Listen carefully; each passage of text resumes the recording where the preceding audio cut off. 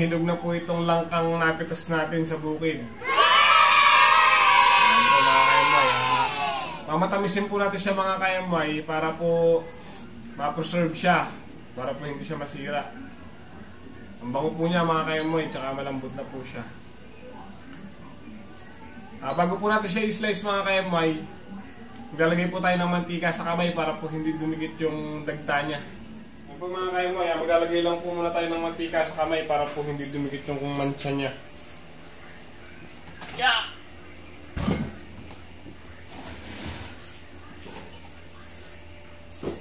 Tsaka po pala mga kayamay, ito pong ating nagamitin kutsilyo. Kailangan po natin lagyan ng mantika para hindi rin po dumikit.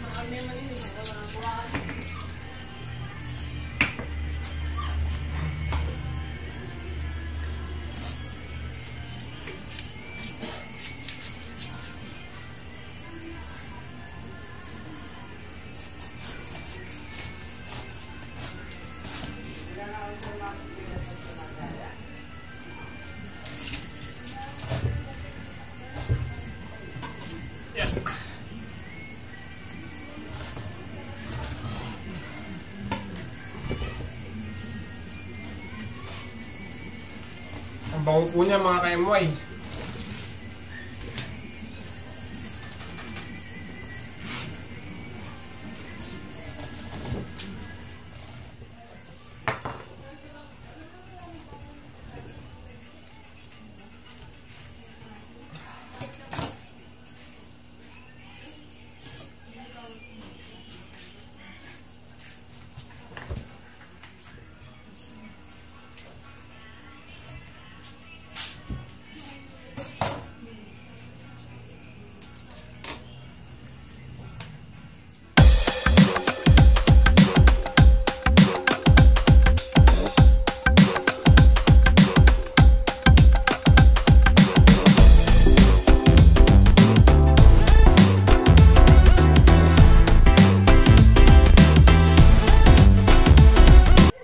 Sarap po mga kayamay, ang tamis. So, yun nga po mga kayamay, tapos na po natin siyang in-slice. At ang sabi daw po ng ate ko mga kayamay, ito daw pong buto na to, ilalaga at gamot daw po. Gamot daw po sa taong gutom. Tatanggalin po natin muna mga kayamay yung, yung busil niya para mas madali pong himayin.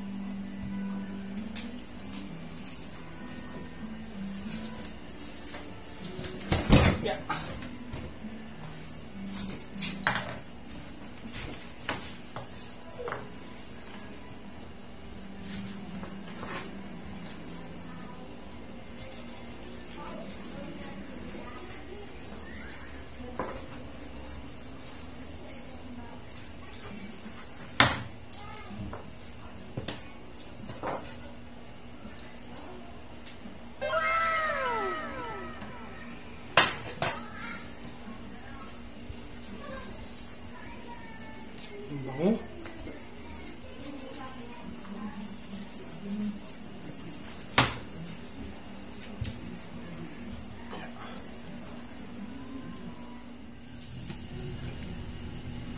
Mga kaemoy, hanggat naghihimay po sila ate, magpapapak muna po tayo. Ang tamis eh. Sarap. Sarap. Ito nga po palang buto ng langka mga kaemoy. Siya po ang nagsabi mga kaemoy na gamot daw po. Kasi, sabi daw po niya mga kaemoy, ilalaga daw po namin to tapos gamot daw po ito. Gamot sa?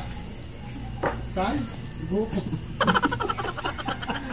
Pero seryoso po mga kaemoy, kinakain po namin to. Ilalaga po namin to mga kaemoy tapos lalagyan lang po namin ng konting asin para po magkalasa siya. Saan ito lalagyan mga buto? Dito.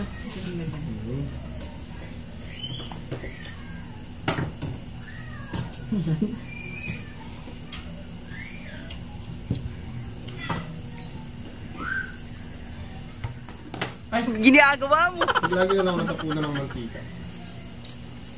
Mga kaemoy, ipunin muna po natin yung gamot.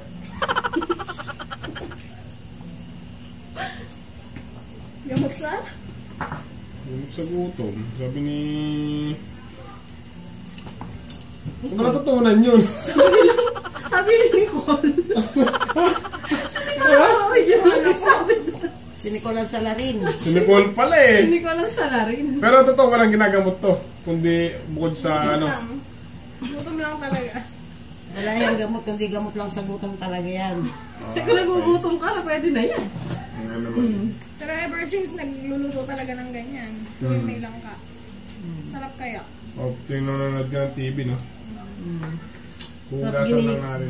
Sarap kinukukot eh, para mapili nuts eh, no? Hmm? Oo.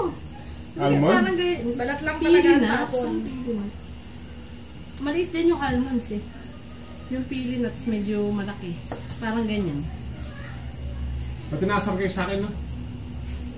Dahil, Kinakain ko na Wala tayong may minatamis eh. Ubus na ni Ma. pag naubos niya yun, nakakain na siya. Kapotong mo sa laki ng tiyan na rin. Mga kaemoy, ito nga po pala lang ka na ito mga kaemoy. Marami po tayong pwedeng paggamitan. Pwede po natin siyang ilagay sa ginataang bilo-bilo. Sa mga kanin. Pwede rin po natin ilagay mga kaemoy sa mga biko, sa mga kakanin, lansong, Halo-halo. halo. Ganun ang bilo-bilo.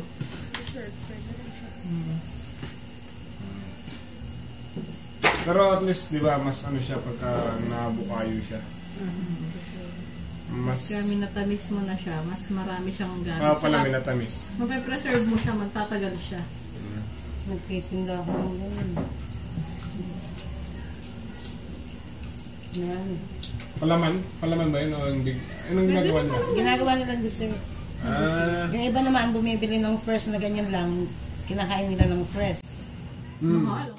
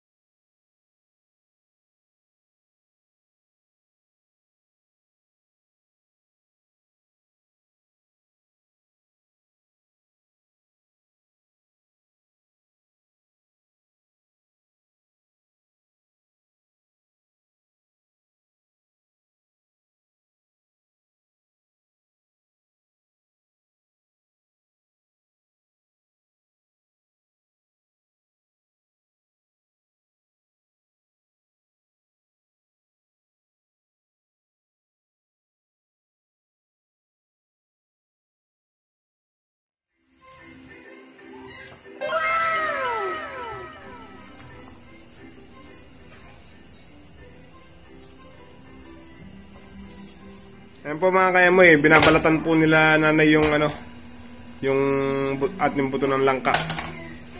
Yung pinaka po niya mga kaemoy, yung pinaka Ngayon po. Pinakabalat ng buto. Bago po natin nilaga. So mga kaemoy, liliit-liitin na lang po itong mga nahimay na langka. Hihimayin pa po ng mas maliliit bago natin bukayuin. Ay, bago natin arnibalin. Bago natin matamisin. So dami po ng langka na yun mga kaemoy. Siguro sapat na po itong tubig na to. Saka po 1 kilong asukal. So yun po mga kaemoy. Hanggang naghihimay po sila atin ng langka, gagawa na po ako ng arnibal para mamaya ibubuhos na lang po yung ating langka. Mga kaemoy, lagyan na po natin 1 kilong asukal na tinawa.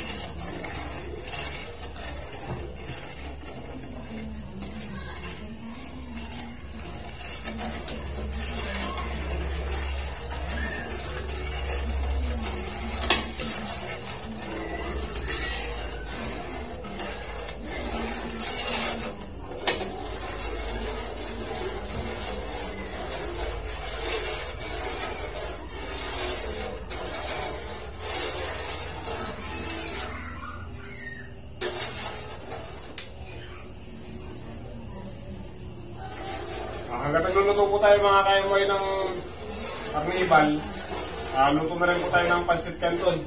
Nakakagutom po yung amoy ng langka eh.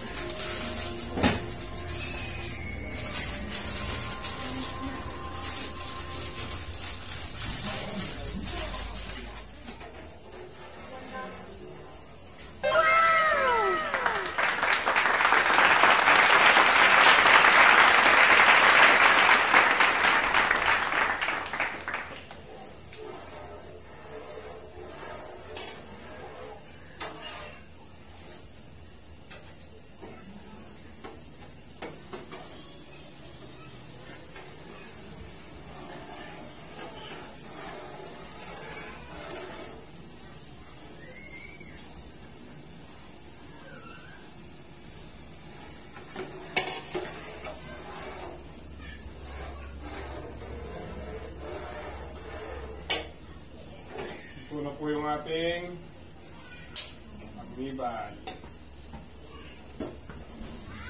Ito na po tayo sa pansit canton.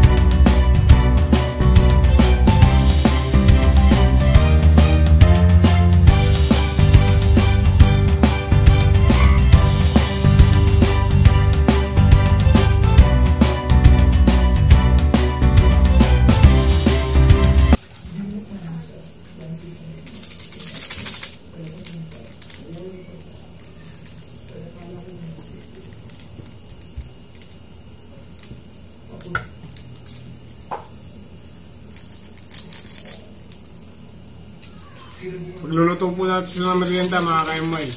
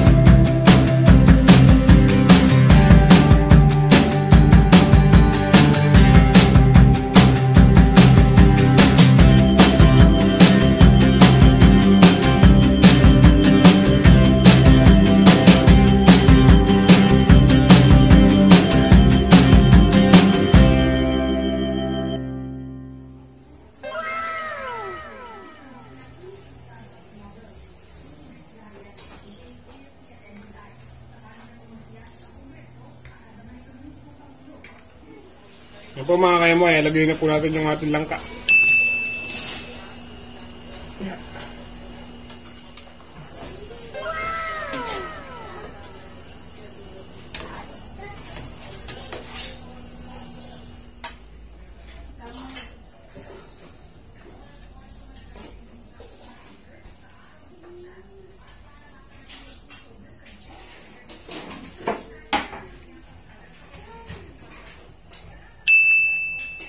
Ito naman po mga kaema yung ating buto ng langka. Kumukulo na. Ito naman po yung ating langka. Pakulo na po siya mga kaemoy. Po mga kaemoy, kumukulo na po siya. Ang bango. Yan po mga kaemoy, luto na po yung ating langka. Kaya po yung ating buto ng langka mga kaemoy, luto na rin po. Pag malamig po yan mga kaemoy, masarap pagpapak.